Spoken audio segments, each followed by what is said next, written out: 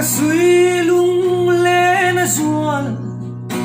lung lui liam mu ngain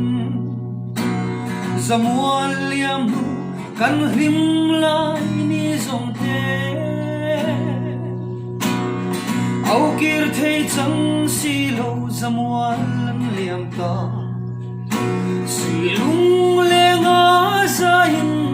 ka roi roi chanun si Hrangchhuana van zol moi tu kathir chang ni te hian fam chang to nu kalen rual hui song te ka ngai chi an sul bu le min kha mai chua ka sui lung len an nem si lo parang kan hul lai ni song te zamual ang liam mai tu kangai ngam lo mana sui lung ruala kang chuan na mual song te ma te afan sangin lung le na sual thêm đâm theo phim lên xích tùy thiang ăn luôn na đắng đôn lâu re nga lim tên sa truang kan buan na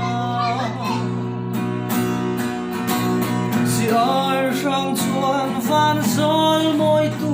kathir chang ni te hiam fam chang to nu kalen rual hui song te ka ngai chi an sul du le rin kha mai chua ka sui lung len an hem si lo parang kan vul lai hi song te zamual an liam mai tu ka ngai ngam lo lim zai kan vor na ru ma te changin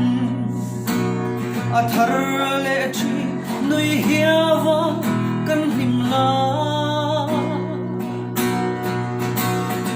un herzel hian lung tu samang min chenti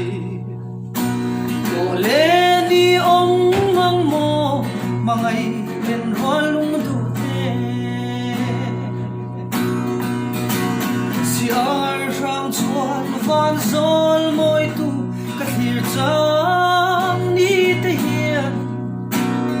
fam chang to nu kalen rual hui song te ka ngai chi an sul du le lim kha mai chua ka sui lung len an nem si lo parang kan vul lai ni song te zamual an li